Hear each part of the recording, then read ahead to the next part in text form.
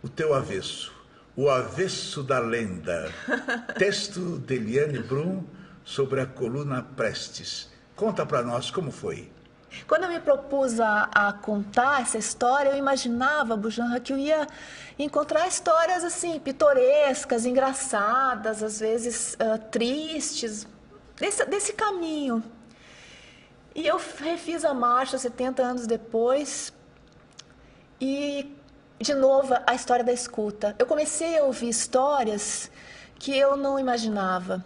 E foi muito duro para mim, porque eu chegava nos povoados que naquela 70 anos depois continuavam tão pobres e tão perdidos, quase tão pobres e tão perdidos quanto na época da coluna Prestes, porque a coluna andava pelos lugares mais remotos como estratégia, né, para vencer as tropas governistas que eram mais pesadas, e pedia qual é o morador mais antigo da cidade. E aí a cidade me carregava, né? Tu deve conhecer, a gente chega na cidade, a cidade vai toda a cidade, todo o povoado junto para ouvir a história, e parecia que aquele cara tava me esperando porque ninguém tinha perguntado para ele, porque eu entrevistei 100 pessoas que não eram nem governistas, nem rebeldes, eles só estavam no caminho. E a maioria deles, quando a coluna chegou, não sabia o que estava acontecendo.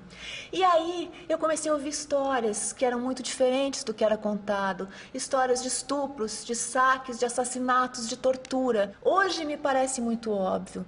Se tu chega com uma tropa que chegou a ter 1000 pessoas, num povoado muito pobre, que tem dificuldade de se manter, que tem 200 pessoas, bota 1000 soldados num povoado de 200 pessoas, precisando comer, precisando vestir, precisando do jegue ou do cavalo, do burro, que é um instrumento de trabalho e é o transporte das pessoas, e que estão há muito tempo andando e que é muito difícil para o comando ter controle. É muito fácil imaginar o que aconteceu. E eram essas histórias que as pessoas me contavam. Eu tinha medo que elas não lembrassem, e elas lembravam porque tinha sido a coisa mais marcante da vida delas. Então eu contei essa história quando eu voltei, que era a história do povo do caminho, a versão de quem nunca tinha sido ouvido. E quando a matéria foi publicada, no começo de 94,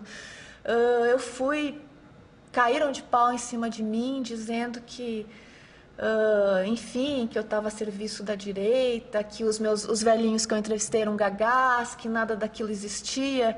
Isso foi uma experiência duríssima para mim. Isso te surpreendeu?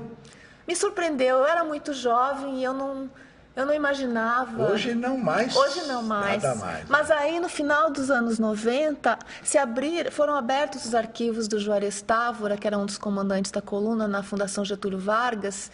E aí a correspondência do comando da coluna falava desses estupros, desses saques, de como a população fugia deles de medo. E aí, então, essa versão foi aceita. Como sempre no Brasil, vale a versão dos letrados e não das pessoas que